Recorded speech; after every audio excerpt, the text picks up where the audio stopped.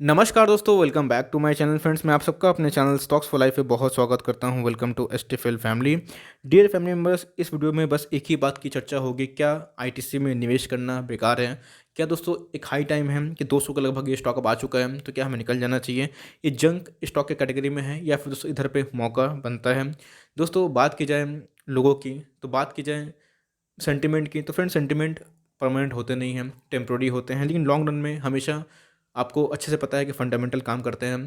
देखिए फ्रेंड्स, मैंने देखा है कि बहुत ऐसे लोग हैं जो सिर्फ प्राइस को चेस करते हैं, वैल्यू को चेस नहीं करते हैं। मैं तो बहुत छोटा आदमी हूँ। वॉरेन बफेट की बात की जाए तो उनका भी यही मानना है कि लोग प्राइस को ही चेस करते हैं, वैल्यू को चेस नहीं करते हैं। तो क्या आईटीसी यहाँ पे वैल्यू इन्वेस्टिंग दिखाई पड़ रही है? क्या कोई मौका मिल रहा है? अपकमिंग टारगेट्स क्या होंगे? और लॉन्ग टर्म निवेशक दोस्तों इस वीडियो को ज़रूर सीरियसली देखें। ट्रेडर चाहे तो इसको लाइक स्किप भी कर सकते हैं, जिनको बहुत शॉर्ट टर्म पैसा चाहिए, लेकिन लॉन्ग रन वाले जिनको दोस्तों एक अच्छा खासा मुनाफा चाहिए, वो इस वीडियो को ज़रूर अंत तक देखें। क्योंकि इस वीडियो में दोस्तों मैं बात करने वाला हूँ आईटीसी के कंप्लीट बिजनेस मॉडल की। उसके साथ साथ अगर मान लीजिए जो न्यूज़ आपको पता चल गई होगी कि गवर्नमेंट ने 18 साल से 21 साल तक जो सिगरेट की एजेस है उसको बढ़ा दिया है, तो इनके जो शेयर्स पे काफ़ी सेंटीमेंट ख़राब देखने को मिल रहे हैं। बट दोस्तों मैं आपको वो दिन याद करवाना चाहूँगा जब आपको अच्छे से पता है कि जब म्यूचुअल फंड में दोस्तों हम लोगों ने देखा था कि कैसे म्यूचुअल फंड के जितने सारे शेयर्स थे वो क्रैश हो गए थे। ऐसा क्यों? तो फ्रैंकलिन के जो डेफ फंड्स थे, आपको अच्छे से पता है कि उन्होंने डायरेक्टली बोल दिया था कि मैं पैसे नहीं लौटा सकता, मुझे टाइम लगेगा। उसके बाद आप देख सकते हैं कि निपॉन में, उसके बाद एचडीएफसी एएमसी में क्या पिटाई देखने को मिली। आज देख सकते हैं फ्रेंड्स कि वो 2000 का स्टॉक कितना में हो चुका है, 3000 पे। तो यही होता है कि शॉर्ट टर्म में दोस्तों सेंटिमेंट बहुत ज़्यादा घात करते हैं, लेकिन लॉन्ग टर्म में फंडामेंटली साथ देते हैं। तो क्या वैल्यूएशन सही है? क्या हमें निवेश करना चाहिए, या फिर दोस्तों ये एक फर्जी स्टॉक बन चुका है? पूरी अपना जो अनबायस्ड एंड ऑनेस्ट ओपिनियन दोस्तों इस वीडियो में बताऊंगा। लेकिन चैनल फर्स्ट टाइम सब्सक्राइब कर सकते हैं इस तरह के रेगुलर अपडेट को सबसे पहले एक्सेस करने के लिए। Now without dealing for time, let's begin. Friends, आप पहचान सकते हैं ये शख्स कौन है? भाई इनको इंट्रोडक्शन करने की ज़रूरत नहीं है। ये महान लेजेंडरी वॉरेन बुफेट है। क्या बोलते हैं दोस्तों? The stock market is device for transferring money from impatient to patient. Yes दोस्तों, बात की जाए आईटीसी को तो बहुतों को रुला रहा है। अब बात ऐसा नहीं है कि सिर्फ इस मार्केट क्रैश में ये भागा नहीं, बहुत लॉन्ग टर्म से दोस्तों इसने अपने निवेशक को पैसे नहीं दिए। तो क्या इसके दिन बदलने वाले हैं? क्या यहाँ पे वैल्यू इन्वेस्टिंग इमर्ज हो रही है? और हमें क्या अपकमिंग लेवल्स देखने को मिल सकते हैं? और बड़े बड़े ब्रोकर्स का क्या क्या टारगेट है दोस्तों वही बताऊंगा। और मेरा क्या पोजीशन है आईटीसी को लेके, बिकॉज मेरे पास आईटीसी बल्क में है। तो मैं क्या करने वाला हूँ, मैं तो अभी बहुत प्रॉफिट में हूँ, तो क्या मैं निकल जाऊँ या मुझे इधर पे एक अपॉर्चुनिटी दिखाई पड़ती है? लेकिन उससे पहले आप देख सकते हैं कि जो एनालिस्ट हैं वो क्या देखते हैं। Analyst sees a 74% upside in ITC share price. आपको अच्छे से पता है दोस्तों कि एनालिस्ट का जो थ्योरी है वो कभी कभी मिलता है, कभी कभी नहीं मिलता है। लेकिन दोस्तों हमें बात ज़रूर सुननी चाहिए कि बोलते क्या हैं। तो Centrum equity research maintain its by rating on ITC with target price of 353 रुपया। तो भाई ब्रोकर्स की मानी जाए तो वो बहुत ऑप्टिमिस्टिक है, उनको अच्छे से पता है कि न्यूज़ तो काफ़ी ख़राब है, लेकिन उसको इतने टारगेट्स क्यों यूज़ दिए जा रहे हैं, उसका लॉजिक चलिए समझते हैं। फ्रेंड, जैसे कि पता है, नहीं पता बता देता हूँ, 18 साल से लेके 21 साल तक आपको पता है कि जो टाइम है और जो एज है वो बढ़ा दिया गया है।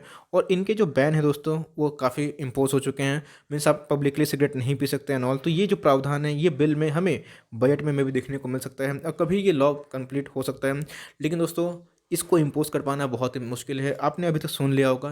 लेकिन दोस्तों इधर पे इनकी मानी जाए तो इनका सीधा साधा कहना है कि 18 से 20 साल तक इन कस्टमर तो हैं, लेकिन दोस्तों सबसे इंपॉर्टेंट चीज़ इस 18 से 20 सालों में कितने लोग हैं जो सिगरेट बहुत ज़्यादा फूंकते हैं। जी हाँ दोस्तों, ऐसे बहुत लोग हैं जो सिगरेट पीते तो हैं, लेकिन जो कंटिन्यूटी है, जिनके पास इतने बहुत पैसे होते हैं, उनकी एज जो ग्रुप है वो थोड़े बाद में स्टार्ट होती है। तो इधर पे शॉर्ट टर्म में एकदम नेगेटिव इफेक्ट है, लेकिन लॉन्ग रन में इनके जो एफएमसीजी बिजनेस हैं वो काफ़ी प्रॉमिसिंग दिखाई पड़ रहे हैं, और आगे आने वाले टाइम में दोस्तों और भी अच्छा कर सकते हैं। न्यूज़ के अगेंस्ट में दोस्तों अगर इतना ह्यूज टारगेट देखने को मिलता है तो इसके पीछे बहुत लॉजिक होता है, जो आप कंप्लीट इससे डिसएग्री भी हो सकते हैं। The brokerage maintain its buy rating on ITC with target of 353 and upside of 74% from the current market price. The brokerage said ITC renewed focus on maintaining cigarette market shares, tailwind for FMCG food businesses, strong FCV high dividend yield and compelling valuation make it more attractive for long term investors. तो guys इन्होंने सीधा बोल दिया है कि long term निवेशक के लिए ही ये प्राइस है और टारगेट है। शॉर्ट टर्म वाले के लिए दोस्तों ये प्राइस नहीं है। शॉर्ट टर्म में आपको सेंटिमेंटल चेंज देखने को मिल सकता है, हो सके तो ये 200 के नीचे भी आ जाएगा, क्या पता दोस्तों ये 180 के नीचे भी चला जाए, लेकिन लॉन्ग रन में ये खरा सोना है। और दोस्तों मुझे भी ऐसा लगता है कि आपको अगर लॉन्ग टर्म में कोई डिफेंसिव स्टॉक चाहिए जो अच्छा खासा डिविडेंड दे, जो आपके पोर्टफोलियो में कम से कम 2% डिविडेंड एटलीस्ट दे, जहाँ पे अदर आपके पास ग्रोथ सेक्टर के स्टॉक्स हैं, अदर आपके पास गुड स्टॉक्स है, लेकिन कुछ ऐसे स्टॉक्स जो अच्छा डिविडेंड दे, जहाँ पे आपके पोर्टफोलियो में ओवरऑल एक डिविडेंड यील्ड भी सही आए, तो मुझे लगता है फ्रेंड्स ये आपके लिए एक गोल्डन अपॉर्चुनिटी दिख सकती है। तो मार्केट बंद होने में दोस्तों थोड़ा समय बाकी है, तो अभी की बात की जाए तो 201 अभी तक दिखाई दे रहा है। 200 का दोस्तों इसने अभी तक अपना बॉटम लगाया है। आज की बात की जाए 206 का हाई था और हमें कमज़ोर दिखाई पड़ रहा है। चार्ट में बताऊंगा दोस्तों 134 का इसका लो था जब कोरोना क्रैश था। 243 इसका हाई दिखाई पड़ रहा है और हमें दोस्तों मार्केट कैप कितना दिखाई पड़ रही है, 2 लाख से भी ऊपर करोड़ की मार्केट कैप है दोस्तों। और इधर पे आप देख सकते हैं 5% का डिविडेंड देती है, मीन्स आपके जितने भी शेयर्स है दोस्तों अच्छा खासा डिविडेंड बांटती है और आप 5% उम्मीद कर सकते हैं। अभी कंपनी के ऊपर डिपेंड करती है कि डिविडेंड कितना देती है। एनीवेज एक बार थोड़ा वैल्यूएशन दोस्तों एनालिसिस करना जरूरी है। आप देख सकते हैं कि इतनी नेगेटिव न्यूज़ है दोस्तों, और सबसे इंपॉर्टेंट चीज़ इंडस्ट्री पे 16 की है तो ये 18 की दिखाई पड़ रही है। इसका मतलब बहुत कोई ह्यूज ओवर वैल्यूड स्टॉक दोस्तों नहीं है। 18-19 के पी पे अवेलेबल होने वाला एक दिग्गज स्टॉक है। ऐसा मैं क्यों बोल रहा हूँ, डिलीवरी दोस्तों देख सकते हैं। अभी तक की बात की जाए तो मार्केट बंद होने में समय है, लेकिन मैंने फ्रेंड्स एनएससी से चेक किया, इसके डिलीवरीज 58% दिखाई पड़ रहे हैं, जो कंटिन्यूसली 2-3 दिनों से बढ़ रहे हैं। इसका मतलब दोस्तों लॉन्ग टर्म में इसमें एकोमुलेशन जारी देखने को मिल रहा है। फटाफट दोस्तों एक बार प्रोमोटर स्टेक देखना बहुत इंपॉर्टेंट है। आप देख सकते हैं कि प्रोमोटर के पास एक ही परसेंट स्टेक नहीं है, लेकिन क्या कंपनी बुरी है? बिल्कुल नहीं दोस्तों। आपने देखा कि एचडीएफसी बैंक, एचडीएफसी की बात कर रहा हूँ, माफ करिएगा, एचडीएफसी बैंक मुंह से निकल गया। और उसके बाद आप देख सकते हैं कि जो एचडीएफसी है, आईसीआईसीआई बैंक है दोस्तों, तो इधर पे हमें प्रोमोटर होल्डिंग जीरो देखने को मिलती है, लेकिन इसके मेन प्लेयर कौन है? डीआईआईस और एफआईआईस, और हमें एक हेल्दी परसेंटेज देखने को मिल रहा है।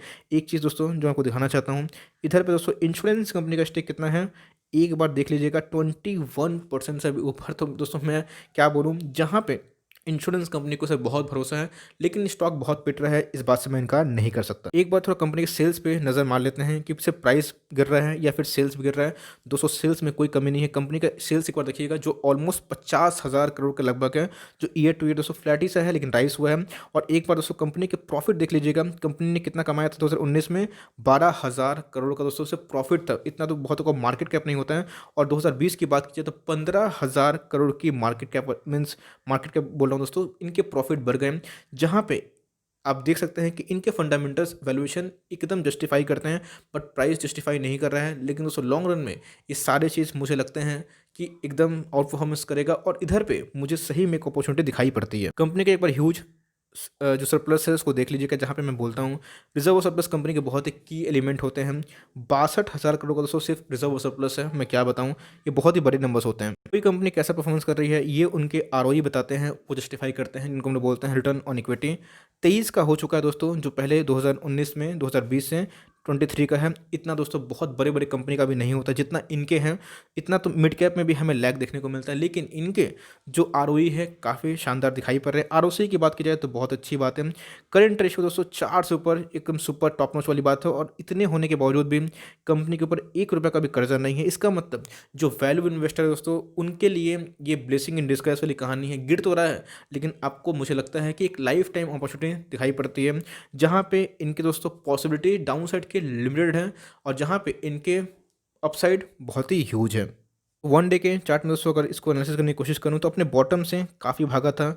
हमें लगा कि 218 के पार अगर जाता है तो हमें 230-40 देखने को मिल सकता है, जो कि एकदम आम बात है, बिकॉज निफ्टी आपने देखा है कि क्या रैली पकड़ रही है। लेकिन दोस्तों इधर पे न्यूज़ हमें क्या देखने को मिल रही है कि वो जो नया ड्राफ्ट है जिसकी वजह से सेंटीमेंट खराब हुए हैं, और अभी दोस्तों ये बॉलिंजर बैंड के लोअर बैंड पे आ चुकी है और यहाँ पर वीकनेस डिमॉन्स्ट्रेट कर रही है। तो अब बात है दोस्तों गिरेगा कितना, और हमें क्या यहाँ पे मार्जिन ऑफ सेफ्टी दिखाई पड़ती है क्या दोस्तों, इधर पे लाइफ टाइम मौका दिखाई पड़ता है या फिर हमें निकल जाना चाहिए। लेकिन उससे पहले एक बार आपको दिखाना जरूरी समझता हूँ, ये 1 मंथ कैंडल में दोस्तों एक एक कैंडल एक एक मंथ को रिप्रेजेंट करता है। कैसे कोरोना क्रैश में ये स्टॉक गिरना शुरू किया, उसके बाद दोस्तों इधर की बात की जाए तो अपना ऑल टाइम लो 134 का लगाया, उसके बाद एक बाउंस बैक आया, फिर से एक रिकवरी आई, फिर से दोस्तों एक बाउंस बैक आया। हमें यही देखने को मिला कि इधर पे एक जो पैटर्न बन रहा है दोस्तों, इस तरह का वी है, तो हो सके तो ये इस पैटर्न को अगर चेस करने की कोशिश करने के बाद फिर से ट्रिपल बॉटम लगाता है तो हो सकता है कि 200 का लेवल टूटे, तो आपको फर्दर 192 187 ये लेवल देखने को मिल सकता है। लेकिन दोस्तों हर एक गिरावट में मुझे लगता है ये माल खरा सोना है। अगर आप इस स्टॉक को 5 साल होल्ड कर सकते हैं, मुझे लगता है फ्रेंड्स कि आप आराम से ऐसे स्टॉक में 3 से 4 गुना पैसा कमा सकते हैं विद गुड डिविडेंड यील्ड, जहाँ पे आपके पोर्टफोलियो में डाइवर्सिफिकेशन भी हो जाएगा, एक डिफेंसिव स्टॉक भी आ जाएंगे और एक ऐसा स्टॉक बन जाएगा दोस्तों जहाँ पे आपको डिविडेंड मिलेगा। तो इसका मतलब आपका पूरा पोर्टफोलियो एक हेज हिसाब से हो जाएगा, जहाँ पे आपके रिस्क और रिवॉर्ड एकदम एडजस्ट हो जाएंगे। और लॉन्ग टर्म वाले के लिए दोस्तों मुझे लगता है इससे अच्छा मौका नहीं मिल सकता। आपने देखा कैसे बड़े बड़े ब्रोकर्स का टारगेट बहुत ही ह्यूज दिखाई पड़ रहा है। तो बहुत सारे कमेंट्स मुझे देखने को मिले दोस्तों। मैंने तो आईटीसी को 170 के लेवल पे 166 के लेवल पे कितने बार खरीदा है, आप सबको बोला भी था खरीदने के लिए। तो इधर पे उस जो 200 का मार्क है ये बहुत ही इंपॉर्टेंट है जो आज इसने हिट किया। अब देखना बनता है कि कंपनी का जो शेयर प्राइस है कितना गिर सकता है। फ्रेंड्स टू वेरी ऑनेस्ट, मुझे मैं इधर पे एसएल भी नहीं लगाऊंगा। क्यों? तो मुझे दोस्तों इधर पे एसएल भी फेवरेबल दिखाई नहीं पड़ रहे हैं। ऐसा मैं क्यों बोल रहा हूँ? बिकॉज मैं हमेशा दोस्तों लॉन्ग टर्म पोर्टफोलियो में भी कभी कभी जब मुझे अच्छा खासा मुनाफा होता है तो मैं उधर प्रॉफिट बुकिंग करता हूँ, एसएल लगाता हूँ। लेकिन दोस्तों मुझे लगता है कि अगर मेरा एसएल हिट भी हो जाता है 10-20 पॉइंट के लिए, तो मुझे दोस्तों 10-20 पॉइंट के लिए 100-150 पॉइंट को गंवाने का कोई भी मन नहीं है। अगर सो मुझे इधर पे रिस्क अगर एक दिखाई पड़ता है तो उसके अगेंस्ट में रिवॉर्ड दोस्तों मुझे 8 दिखाई पड़ता है। लेकिन कब? जब ये लॉन्ग रन में भागेगा तभी दोस्तों मैं बोल रहा हूँ। बिकॉज इनके बिजनेस एफएमसीजी के बहुत बढ़ रहे हैं और दोस्तों एचयूएल के बाद आने वाली सबसे बड़ी एफएमसीजी यही बन के उमर रहे हैं। कंपनी का सीधा प्रोजेक्शन है कि अब ये कंपनी, बात की जाए दोस्तों, अभी एफएमसीजी को बहुत प्रमोट करेगी। बिकॉज आपने देखा कि सिगरेट को लेके बहुत स्ट्रगल करते हुए देखने को मिल रही है। और एक बार अगर न्यूज़ आ जाती है कंपनी बोनस दे रही है, अच्छा डिविडेंड दे रही है, तो एक रैली आती है। लेकिन दोस्तों हमें ये देखना है कि क्या कंपनी के अर्निंग्स बुरे हैं? बिल्कुल नहीं दोस्तों, कंपनी की अर्निंग्स सही है, कंपनी की वैल्यूएशन सही है, कंपनी के हर एक जो मैट्रिक है सारे सही है, लेकिन उसके बाद भी गिर रहे हैं। तो भाई सेंटीमेंट है। अब देखना बनता है कि आप कैसे रिएक्ट करते हैं। अगर आप ट्रेडर हैं, अगर आपको शॉर्ट टर्म पैसा चाहिए तो बिल्कुल भी दोस्तों आपको मीन्स अवॉइड करना चाहिए। लेकिन लॉन्ग टर्म वाले के लिए मुझे लगता है कि इससे अच्छा मौका नहीं मिल सकता है। और दोस्तों मेरे पास जितना भी फाइनेंशियल मेरी एबिलिटी है, मैं चाहूँगा कि जितने लोअर लेवल में मुझे मिले, जहाँ पे दोस्तों मुझे रिस्क टू रिवॉर्ड सबसे मैक्सिमाइज मिले, और जहाँ पे मुझे तो दोस्तों अभी भी सुपर एमओएस दिखाई देता है, सुपर मार्जिन ऑफ सेफ्टी, जहाँ पे मुझे खोने के लिए कुछ नहीं, पाने के लिए बहुत कुछ दिखाई देता है। तो आप क्या सोचते हैं दोस्तों? आईटीसी को लेकर ज़रूर बताइएगा। यस, डिस्क्लेमर दोस्तों, मैंने जो बात बोली मैं अपने पॉइंट ऑफ व्यू से बोल रहा हूँ। आप कंप्लीटली मुझसे डिसएग्री भी हो सकते हैं। मैं दोस्तों क्या करने वाला हूँ मैंने बताया, आप क्या करने वाले कमेंट बॉक्स में ज़रूर बताएं। यस, अगर लॉन्ग टर्म का नज़रिया है तो मुझे लगता है कि ये आपको ज़रूर रिवॉर्ड करेगा। और ये दोस्तों ज़रूर ज़रूर ज़रूर 300 के लेवल पे कभी कभी जाएगा, और 200 के लेवल पे भी अगर आप कभी ना कभी लेते हैं और 300 पे चला जाता है तो 50% रिटर्न होता है। लेकिन वो 1-2 दिन में नहीं आएगा, उसके लिए समय लगेगा। और ब्रोकर्स की बात की जाए तो वो ऑप्टिमिस्टिक हैं, और मुझे भी दोस्तों इनके जो मैट्रिक टर्म्स है, इनके पैरामीटर्स है, इनकी जो फिनेंशियल्स है काफ़ी बेहतरीन दिखाई पड़ती हैं। तो मैं इसको लेकर दोस्तों ऑप्टिमिस्टिक हूँ, और मैं लॉन्ग टर्म तक इसको होल्ड करूँगा। बिकॉज मुझे दोस्तों खोने के लिए कुछ नहीं, पाने के लिए बहुत कुछ दिखाई पड़ता है। सो फॉर टाइमिंग आपको घबराने की ज़रूरत नहीं है। मैंने दोस्तों अपना अनबायस्ड एंड ऑनेस्ट ओपिनियन आपसे शेयर किया। आपके करने वाले कमेंट बॉक्स में ज़रूर बताएंगे। तो गाइस मिलते हैं जल्दी ही, तब तक के लिए bye. Thanks for listening friends, God bless you all.